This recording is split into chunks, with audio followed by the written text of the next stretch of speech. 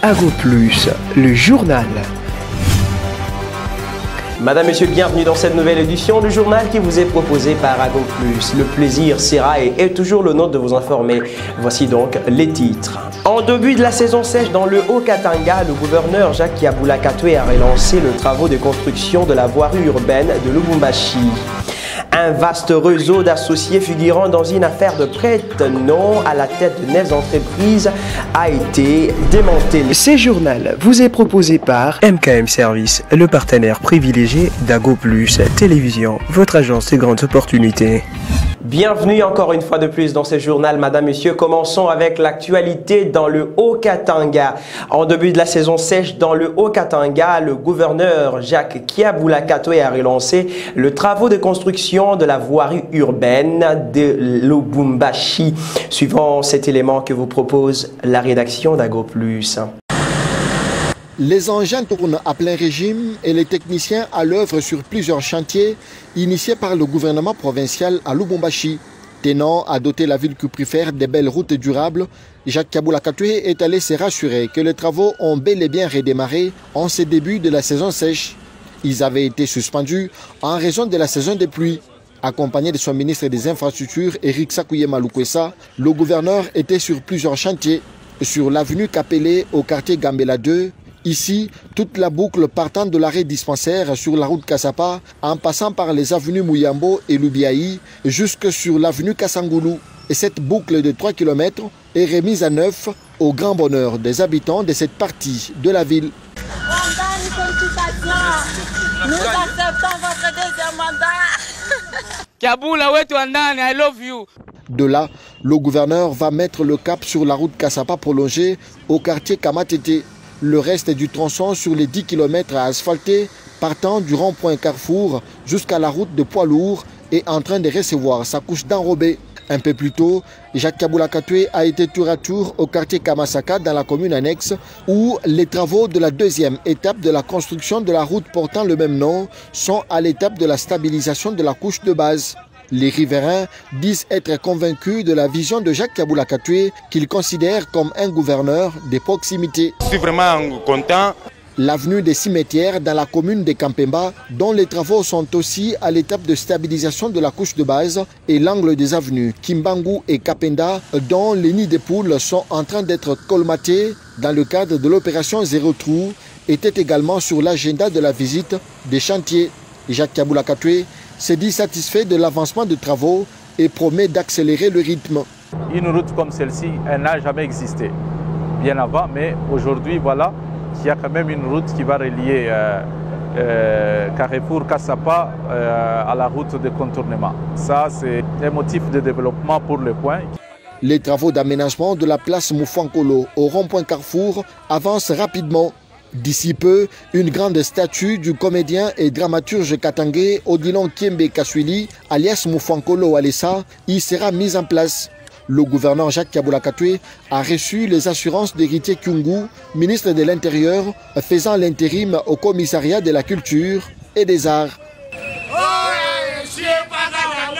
Et puis un vaste réseau d'associés figurant dans une affaire de prête-nom à la tête de 9 entreprises sous-traitantes ayant de marchés cumulant de normes transactions évaluées à 535 millions de dollars américains démantelés par l'ARSP. Détail dans cet élément. La mission de contrôle initiée par le directeur général de l'ARSP il y a quelques mois en arrière continue à produire les fruits. Voici un cas flagrant lié au phénomène prête-nom dans le domaine de la sous-traitance détecté par les officiers de police judiciaire de ces établissements publics au sein des sociétés principales Metalcol, Frontier, Boss Mining et Comidé du groupe ERG dont M. Pavel Karcheveski est le représentant à cette séance d'audition sur procès-verbal. En effet, la multinationale Eurasian Resources Group s'est malicieusement arrangée pour créer des sociétés sous-traitantes 9 ici présentes dans lesquelles les Congolais ont été placés avec des parts sociales fictives ou mieux fantaisistes en les faisant passer par la suite pour des associés majoritaires afin de couvrir leur indescriptible mafia qui vise à expédier les richesses vers l'étranger au détriment de l'économie congolaise à travers un circuit financier non élucidé. Mais il ne dénonçait pas. À en croire les chiffres d'affaires révélés séance tenante, comparé à ce qui était réservé aux associés figurants, on peut tomber soit à la renverse, soit être plongé dans une profonde désolation. Mais la loi ne protège jamais les naïfs. Il s'agit de montants extraordinairement colossaux qui échappent au pays dans différents marchés juteux d'exécution et de services, évalués à hauteur de 535 369 909 dollars américains, dont voici la répartition par société. Sur Tech Trading, type de marché, fourniture des réactifs, pour un chiffre d'affaires de 227 111 448 dollars américains. Etalon SA, fourniture des réactifs, chiffre d'affaires 97 638 695 dollars américains. Roche Solide SAS, fourniture des réactifs, chiffre d'affaires 81 630 906 dollars américains.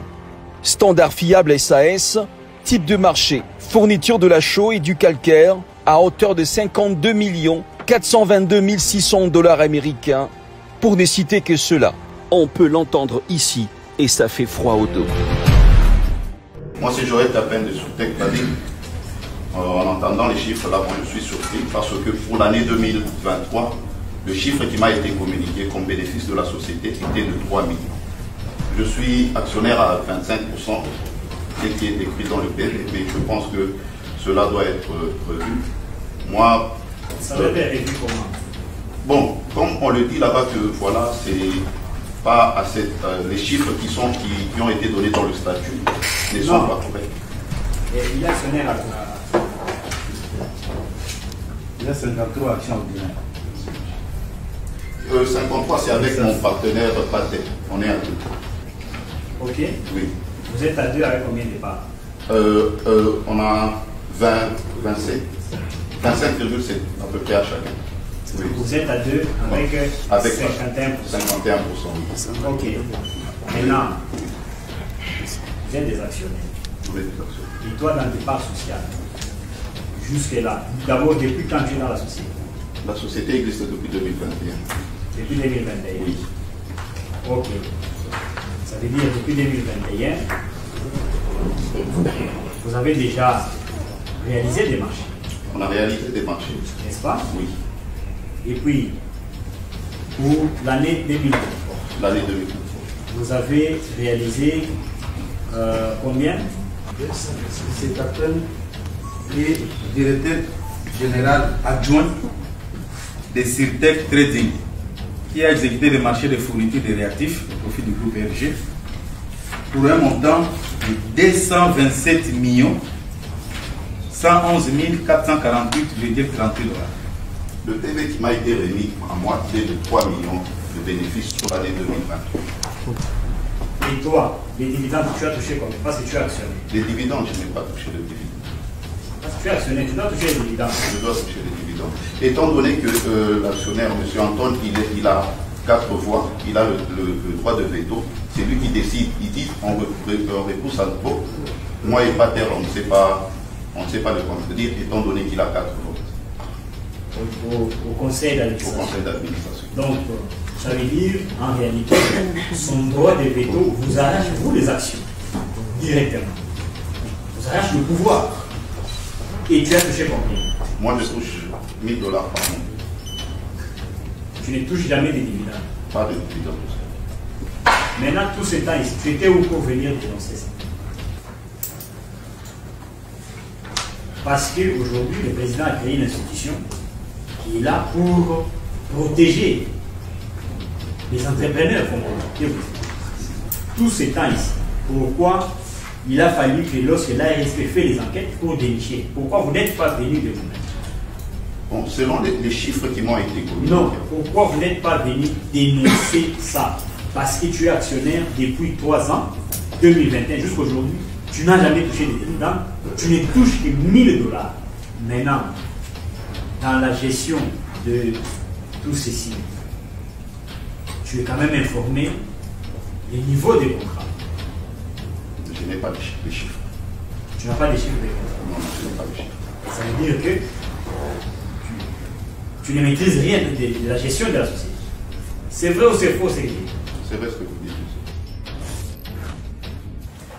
Alors, total chiffre d'affaires Total chiffre 2023. 2023 pour les 9 sous-traitants, 535 369 909,67 $.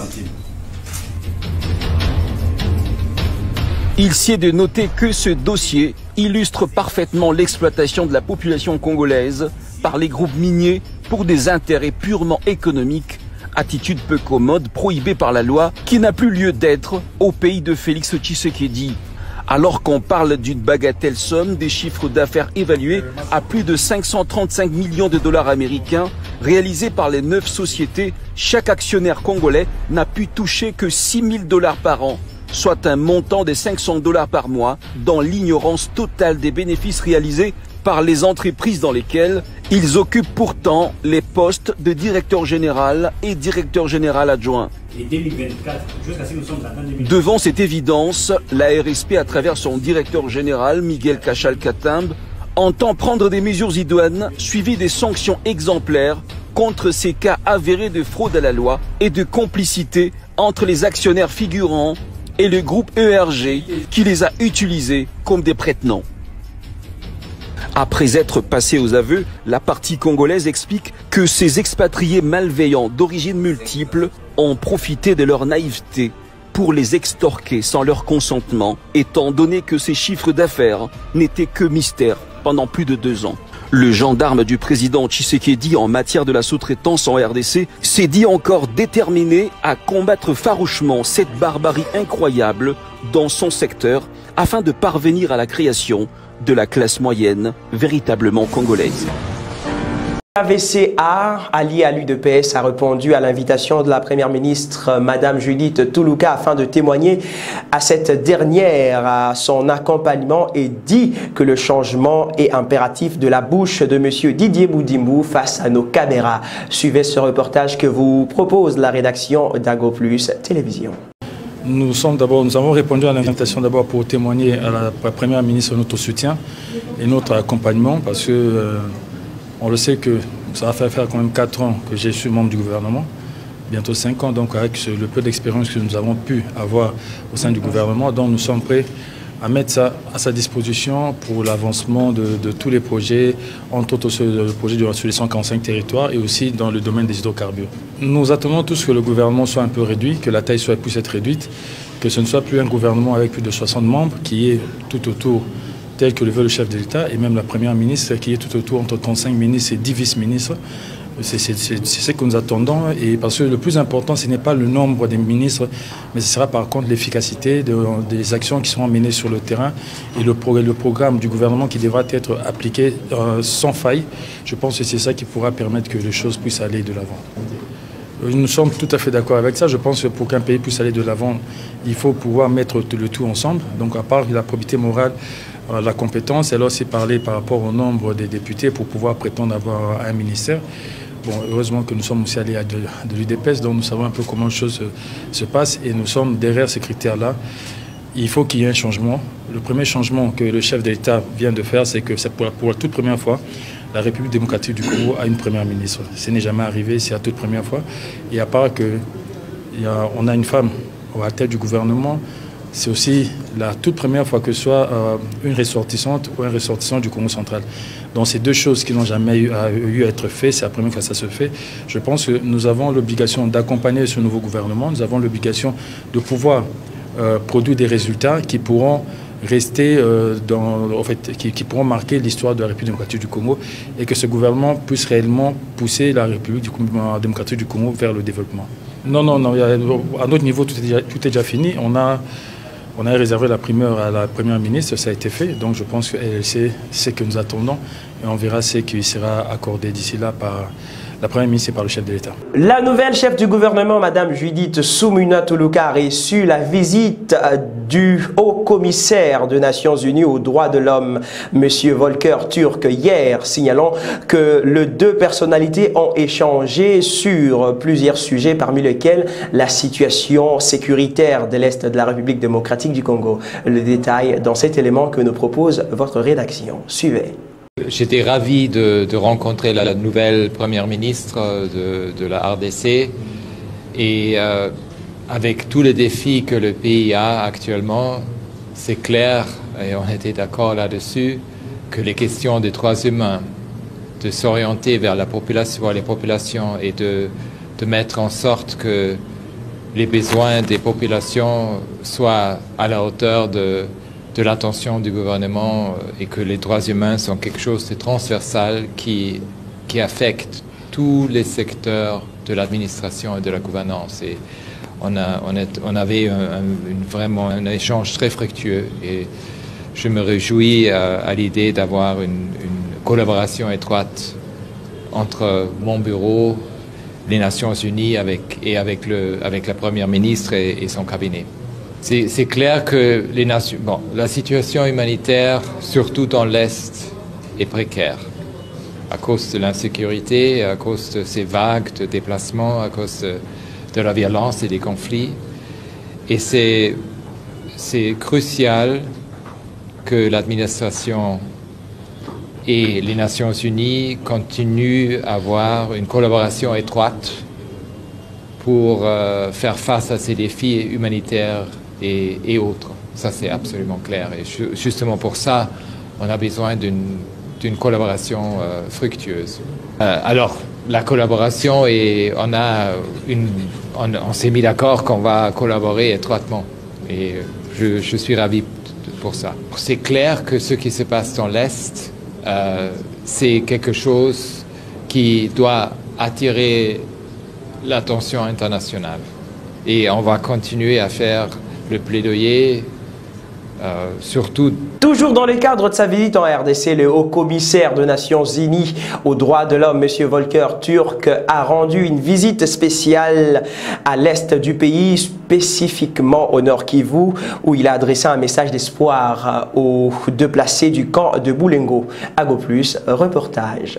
Le camp de déplacés de Boulengo a bénéficié de la visite du haut-commissaire des Nations Unies aux droits de l'homme, Volker Turk, ce mercredi 7 avril 2024. En cette visite officielle dans la partie est de la République démocratique du Congo, Volker Turk a échangé avec le responsable du camp des déplacés venus de Massissi et de Rutshuru. Le but de ce déplacement étant de s'imprégner des difficultés dont ils font face. Ce haut cadre des Nations Unies a affirmé qu'il est venu pour palper du doigt la manière dont les victimes de la guerre vivent au Nord Kivu. Il a aussi appelé la communauté internationale à s'intéresser à cette question sécuritaire précaire que vit la province du Nord Kivu et ses environs.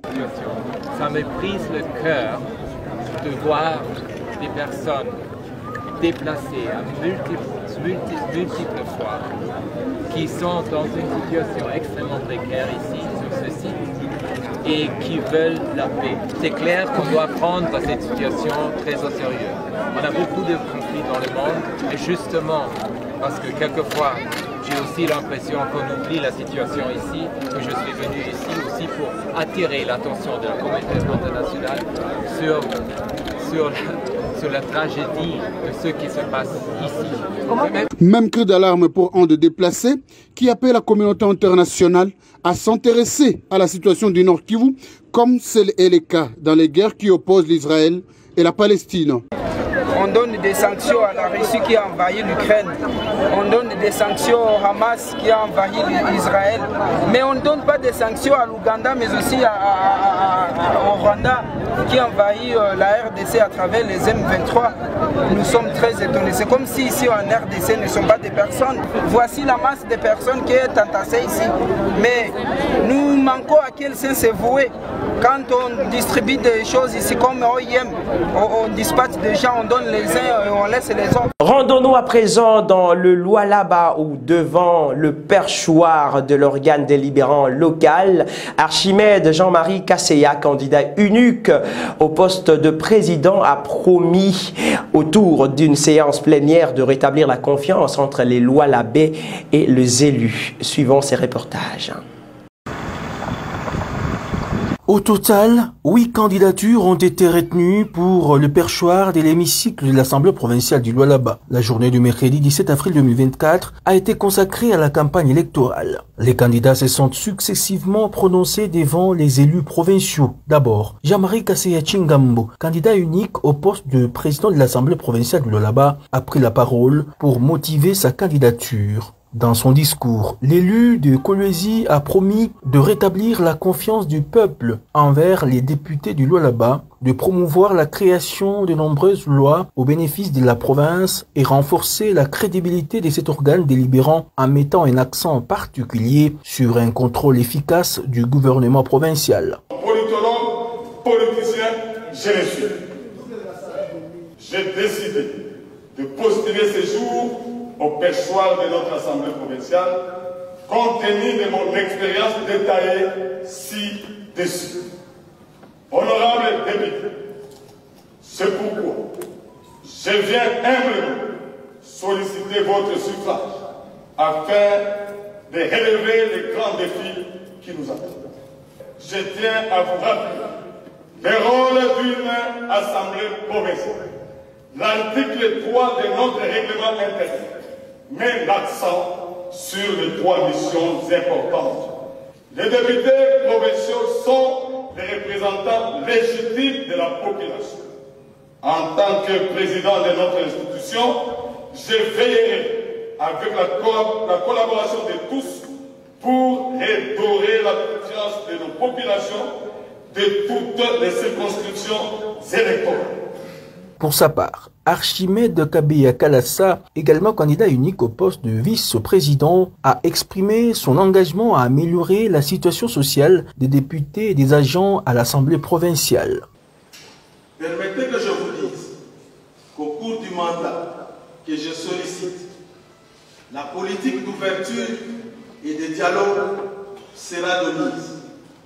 Elle va se reposer sur une gestion étendue à tous ceux qui s'alignent sur les principes essentiels de la bonne gouvernance. Masuka Saini Fifi, vainqueur élu de Kolwezi, a pris part à cette séance plénière.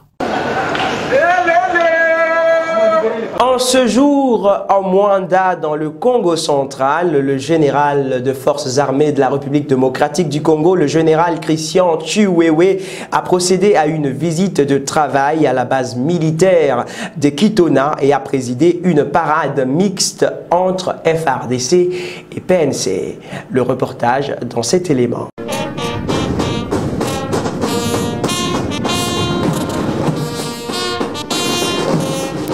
En séjour de travail à Mwanda au Congo central, le chef d'état-major général de FARDC s'est adressé ce jeudi 18 avril 2024 aux militaires et policiers réunis dans une parade mixte dont la base militaire de Kitona. Le général d'armée Chiwewe Songesa Christian a appelé les forces de défense et de sécurité à la collaboration, à la vigilance, tous azimuts, à la loyauté envers les commandants suprêmes et les institutions de la République et à la protection de la population et ses biens. Les préparatifs du défilé du 30 juin ont été parmi les points développés au cours de cette rencontre.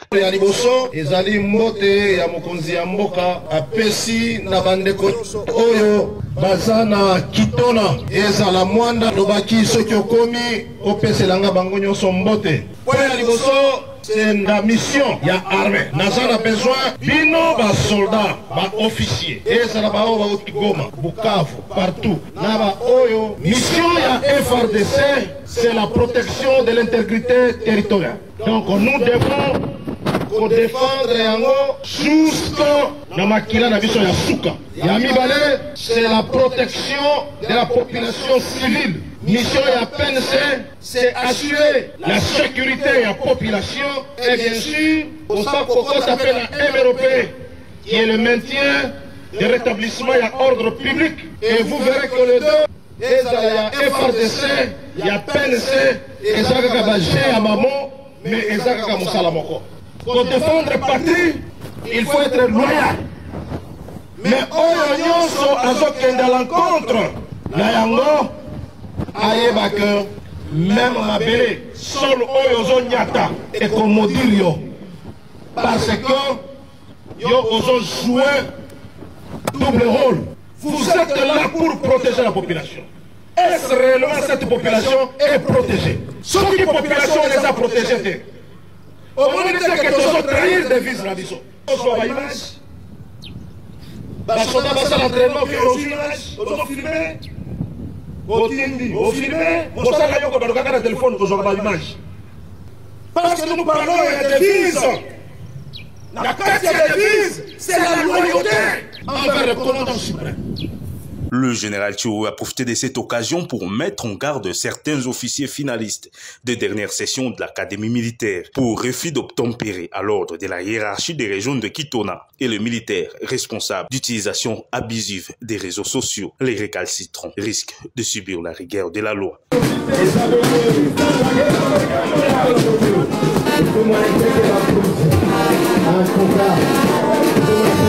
Rentrons maintenant à Kinshasa, plus précisément dans la commune de Barambou, où après la pluie, le mauvais temps est inévitable, laissant à désirer le tas de route. Suivant cet élément que vous propose la rédaction d'Ago Plus. Barambou, l'une des communes périphériques de la capitale de la RDC, revêt à nos jours l'image d'une commune où l'insalubrité bat son plein, surtout après chaque pluie. Donc, embouteillage donc na cabine d'abord Kasakuna, donc ça va pas. Donc, embouteillage donc na cabine d'abord Kasakuna, donc ça va pas. Bon, surtout na Golobelana nous ya chef ya commune, ata la bisona nous. Donc, nzela na biso kolongwa kabinda, surtout kabinda kuna ti awa donc na direction ya ba Congo o ti ko bima kuna na kabamba, donc ça va pas. Bataille la biso na ba direction même pas so ezape a kaka te mususu pe zape na kabamba. Donc il faut donc communal la biso ata la biso na makambo ya ba peni, donc ba prince donc ya biso koto ya commune ya Barambou, donc ça va pas, il faut aider biso. Donc ça photo yo et comme une ma carrière. Donc on fait pour les petits maïna na mapango tondi, quand malunga ita na raté, tala sunzela. Basima Congolo. C'est beau pays na Kasai. Kuna donc transco là no bis na transco et là il y en a 3 jours et kangami na Kasai. Obiso to na pe ba Congo to kangami. Transco kuna 3 jours na Kasai. Fandi dongi ba otala dongi mboka ngo tebite bazo bongisango par commune obendenge po commune Kinshasa Barumbu ba kipango te mais minute yo Kasavu bungiri bumbu impeccable donc maïton ndakate ni tazo sangiri Kasavu bumbu donc commune Kinshasa oyo nde dongi centre ville et commune de centre Foulou. Hormis le tas de route qui laisse à désirer, nous pouvons observer de l'autre côté l'insalubrité mélangée entre la boue et les immondices.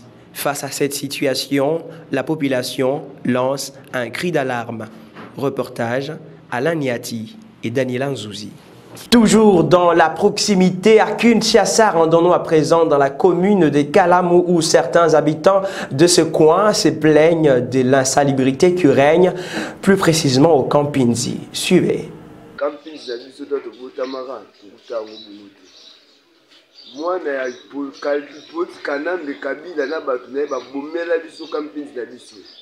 Campinzi kuma mabe ya suka ya mabe ba carnivore te kuma bushi zoba moya promoteur ki ndo tunga école likolo ya carnivore na université kanga peta basé wana te kanga mama e pour la suite na Campinzi donc sombula te ya mukia de matanga mbu monsieur beta me matro Campinzi ba mo zinda daga kwa quartier kwa pinzo mindele ba vanda ko tuyi baka c'est quartier mo danger.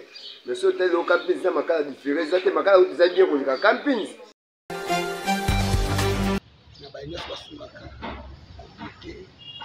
Et ça,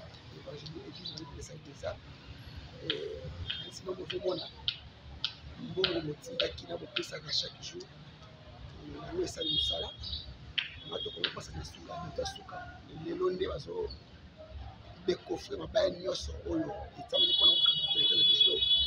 La souka est très niveau. Mais comme parce que la souka vraiment. L'année prochaine, même bête awa. Photo de l'état pour parce que c'est spécialement et au monde.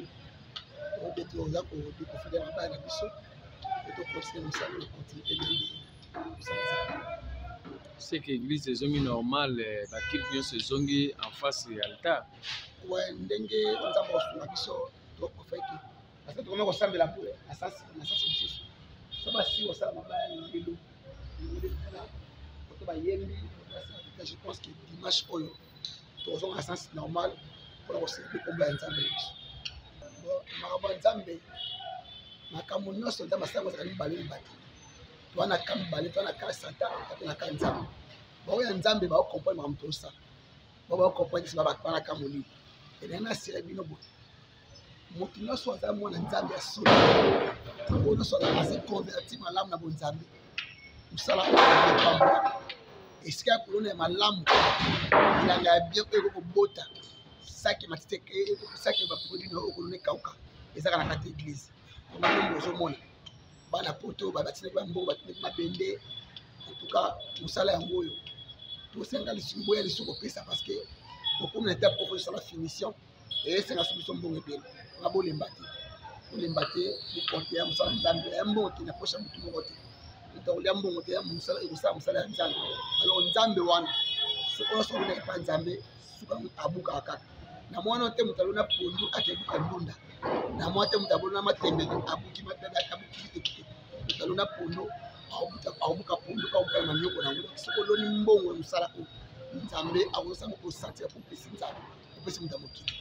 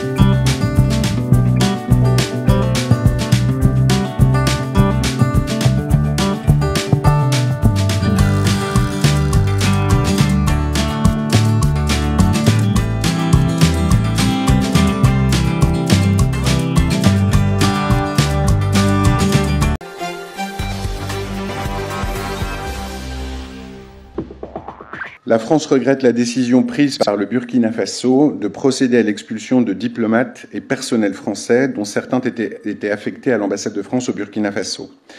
Nous rejetons les accusations infondées portées par les autorités burkinabées à l'encontre de ces agents.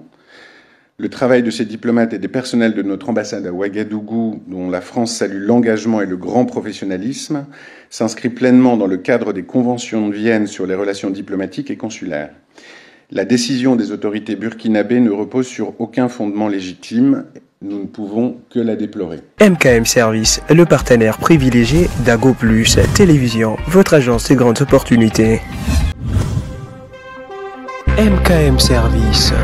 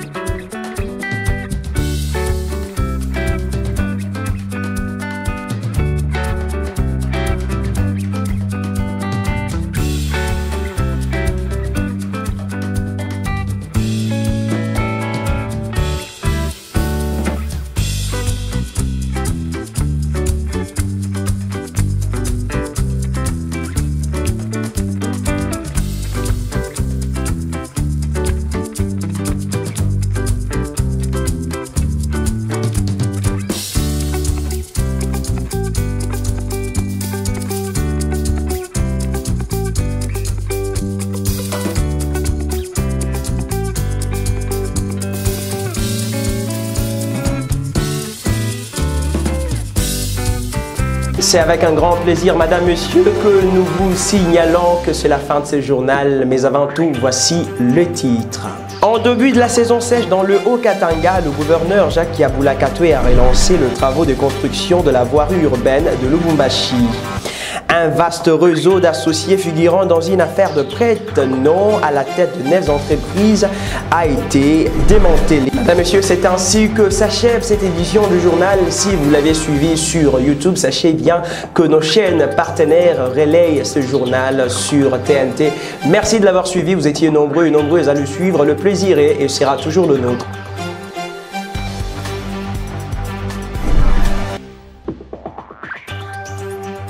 Ce journal vous est proposé par MKM Service, le partenaire privilégié d'Ago Plus Télévision, votre agence de grandes opportunités.